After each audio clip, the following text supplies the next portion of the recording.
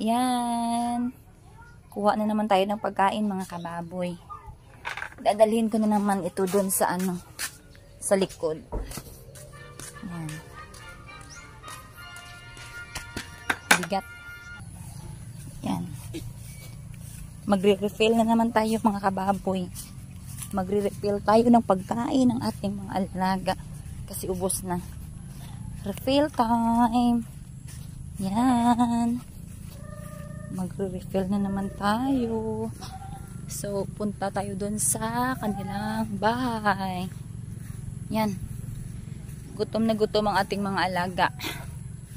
Ang aming mga alaga is gutom na yan. So, kailangan lang i-refill sa pagkain. Yan. Kasi nang pumunta ako dito ngayong hapon, wala na palang laman yung pagkainan nila mga kababoy. So, kailangan ko naman mag-refill. Yan. So, ngayon, buksan natin yung net. Nilalagyan kasi namin ng net ito mga kababoy kasi may maraming ibon ang pumupunta. Pumupunta upang makishare sa pagkain nila. Yan, tingnan mo. Oh. Gutom na sila. Tsaka bulingit. Bulingit na sila mga kababoy.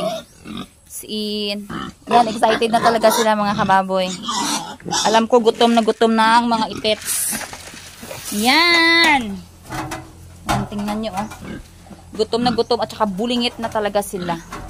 So ito lang gawin ko mga kababoy. So magre-refill ako ng kanilang pagkain. Grabe. Ang abog. So kailangan mag-refill mga kababoy kasi wala nang naman. Ito lang munang nadala ko mga kababoy kasi ang bigat naman kasi. Yan lang. Baldi muna yung ginamit ko kasi bigat din naman yung isang sako. Kasi ako ang naiwan sa bahay para magpakain sa kanila ngayong hapon. Yan. So, ito lang muna yung na-refill ko mga kababoy. Yan lang muna. So, sakto lang yan para bukas. Yan.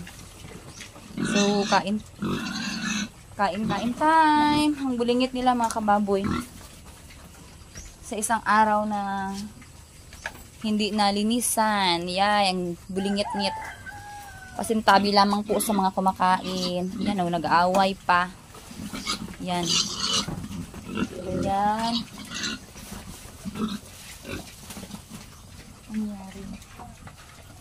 Ayan mga kababoy. Ang dumi nila as in. So, kailangan ko munang maglinis. Yan. So, pasintabi lamang po sa mga kumakain. So, kailangan kong linisin ang kanilang bahay. Kasi ang dumi-dumi. Yan. Bulingit nila, oh.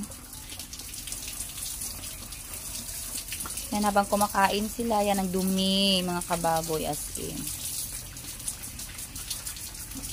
So, kaninang umaga kasi kung pumunta dito mga kababoy. Ngayong hapon na ibinisita ko na sila.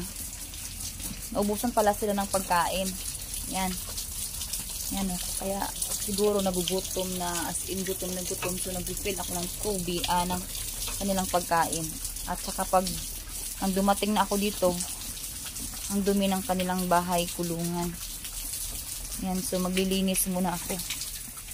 Yan.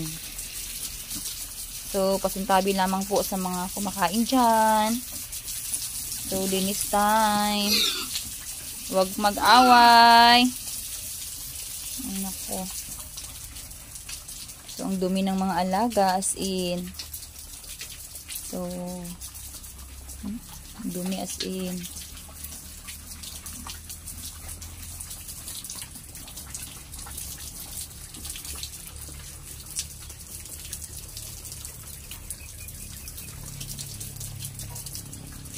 Kailangan ko munang maglinis kahit papaano. Hi. Sharing is caring, mga alaga. So, wag mag-away.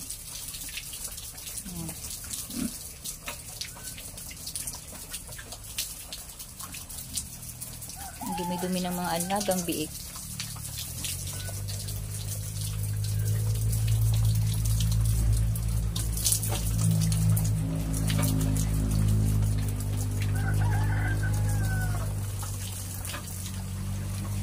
Wow.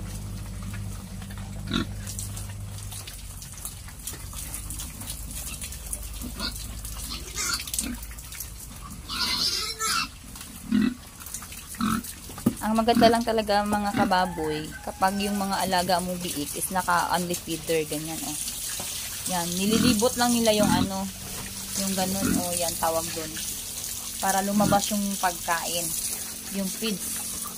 Pag wala nang laman yung bilog, yung space, nililibot lang nila yung, ayan oh, tawag dyan, doon. Yan oh, yan.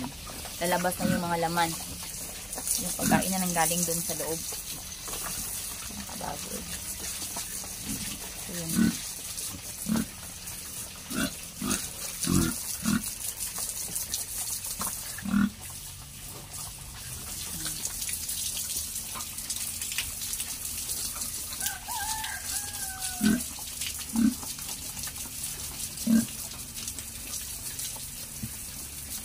Ang dumi talaga nila oh.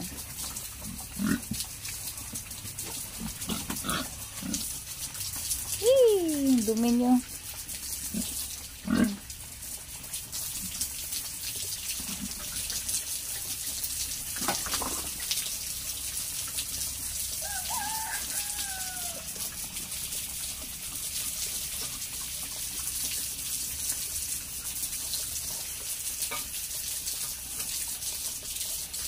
So, kasi parang hapon na ngayon at saka hapon na talaga. So, bukas ko na lang sila liliguan mga kababoy.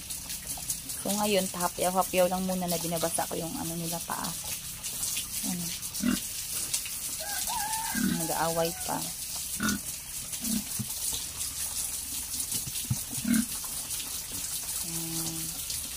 Bye-bye.